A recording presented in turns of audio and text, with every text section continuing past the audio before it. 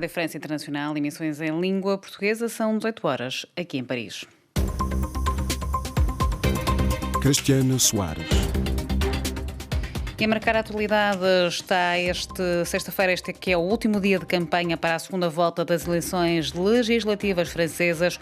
Em jogo está a manutenção ou a perda da maioria do presidente Macron na Assembleia Nacional. A OMC comprometeu-se a adotar medidas para enfrentar a insegurança alimentar agudizada pela guerra na Ucrânia e a suspender temporariamente as patentes das vacinas anti-Covid. Negociações entre o governo e as centrais sindicais em São Tomé e Príncipe permitiram reduzir o impacto das manifestações dos funcionários convocadas para esta sexta-feira. No controle técnico da emissão está Dusko Sekulic e o jornal começa agora. RFI, as vozes do mundo. O último dia de campanha para a segunda volta das eleições legislativas francesas, que vão decorrer no próximo domingo. Em jogo está a manutenção ou a perda da maioria do presidente Emmanuel Macron na Assembleia Nacional nos próximos 5 anos. De acordo com as últimas sondagens, o partido presidencial obtém entre 265 a 300 assentos na Assembleia Nacional, contra 180 a 210 para a União das Esquerdas. Todavia, este domingo o grande vencedor deve voltar a ser a abstenção, como referiu ao microfone da RFI Janira Couto, investigadora da Escola Prática de Altos Estudos de Paris. Infelizmente, eu creio que o que vamos poder esperar desta segunda volta das legislativas é, como no seguimento da primeira volta, uma taxa de abstenção muito elevada, talvez ligeiramente menos elevada do que na primeira volta, porque, como sabemos, a taxa foi efetivamente enorme, porque vai haver alguns regrupamentos políticos entre os diversos partidos para fazer barreira, não é verdade, sobretudo à extrema-direita, na medida em que a direita clássica está mais ou menos eliminada, mas temo muito que a taxa de abstenção ainda seja bastante elevada, porque creio que o eleitorado está bastante desmotivado. A extradição do antigo hacker e dirigente do site Wikileaks, Julian Assange, que passou 7 anos refugiado na Embaixada do Equador em Londres, foi autorizada pelo governo britânico. Assange é acusado de crimes que totalizam uma pena de reclusão de 175 anos. Catarina Falcão. A extradição já tinha sido decidida pelos tribunais britânicos e foi agora autorizada pelo governo de Boris Johnson, com Julian Assange a ter a partir de hoje 14 dias para recorrer por via legal, senão será extraditado para os Estados Unidos, onde será julgado por envolvimento em pelo menos 18 alegados crimes de espionagem e invasão de computadores. O antigo líder do portal Wikileaks revelou provas dos abusos cometidos pelos Estados Unidos na base militar de Guantánamo e nas guerras do Iraque e no Afeganistão, questionando a estratégia militar dos norte-americanos em diferentes cenários de guerra. Assange terá divulgado cerca de 700 mil documentos confidenciais dos Estados Unidos da América. A saga legal de Julian Assange, que é australiano, começou em 2010, quando foi preso por acusações de crimes sexuais, tendo depois estado refugiado quase 10 anos na Embaixada do Equador, em Londres, e estando detido há 3 anos pelas autoridades britânicas. O grupo que continua a gerir o portal Wikileaks defendeu hoje que se trata de um dia sombrio para a liberdade de imprensa e para a democracia britânica, insistindo que Assange não fez nada de errado e está a ser punido por fazer o seu trabalho. A 12ª Conferência Ministerial da Organização Mundial do Comércio terminou esta sexta-feira em Genebra, na Suíça. A OMC comprometeu-se a adotar medidas para enfrentar a segurança alimentar agudizada pela guerra na Ucrânia e a suspender temporariamente as patentes das vacinas anti-Covid. Neide Ribeiro.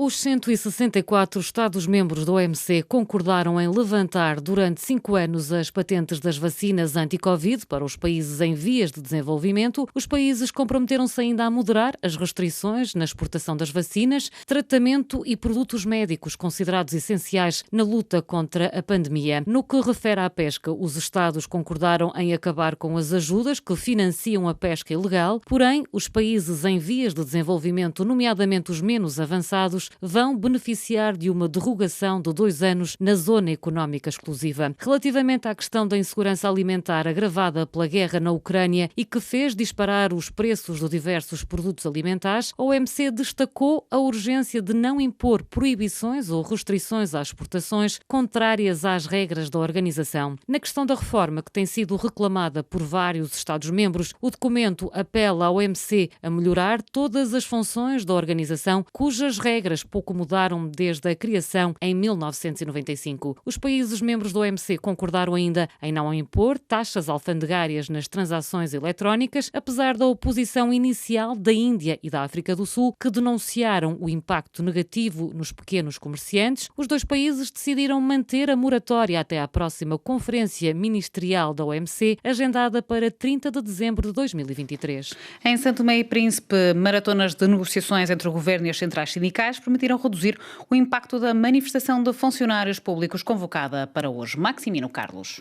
O governo e as duas centrais sindicais assinaram esta sexta-feira um memorando no Palácio do Governo para o pagamento do salário mínimo nacional em 100 euros, ou seja, 2.500 dobras moeda nacional. Foram horas de negociações que culminaram na assinatura deste memorando, que deverá ser efetivado brevemente depois da promulgação do decreto pelo Presidente da República. João Tavares, porta-voz das centrais sindicais, manifestou-se satisfeito com a assinatura deste memorando. Felizmente chegamos à conclusão e este mesmo projeto irá hoje, creio que hoje, para a Sua Excelência, Sr. Presidente da República, de forma a promulgar. O Ministro das Finanças, Engrácio Graça, avançou que, uma vez promulgado o decreto pelo Presidente da República, serão efetuados mecanismos para o pagamento. Vamos substituir o anterior decreto para comportar, o novo decreto irá já comportar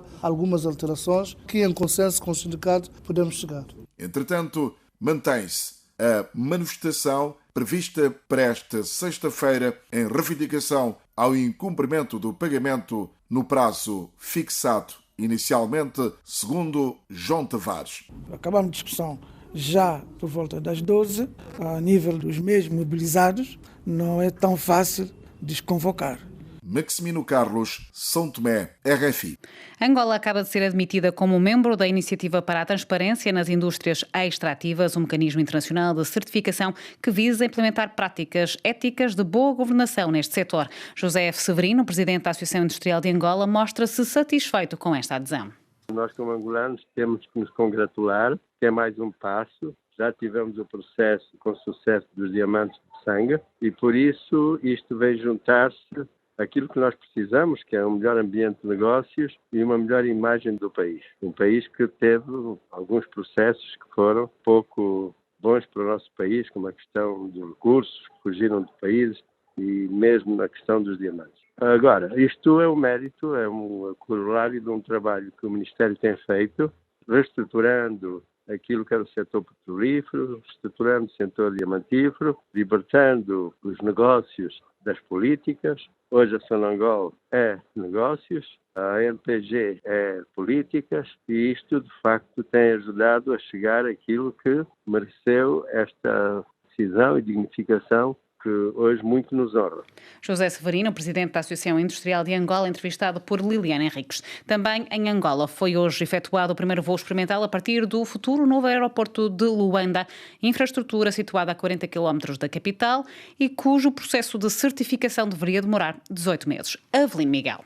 O novo aeroporto internacional de Luanda, em construção, recebeu hoje o primeiro voo experimental, que marca o início da sua certificação pela entidade reguladora da aviação civil mundial. O novo aeroporto, orçado em mais de 3 mil milhões de dólares, está a ser construído a 40 km de Luanda e está projetado para movimentar cerca de 15 milhões de passageiros e 50 mil toneladas de carga por ano.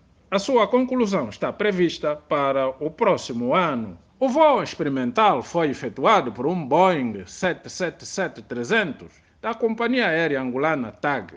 Segundo as autoridades aeronáuticas angolanas, o processo de certificação deve ser realizado num período de 18 meses. A nova infraestrutura foi batizada com o nome do primeiro presidente de Angola, Antônio Agostinho Neto. Entidades governamentais, da sociedade civil e de empresas testemunharam o voo experimental. Avelino Miguel, Luanda, RFI.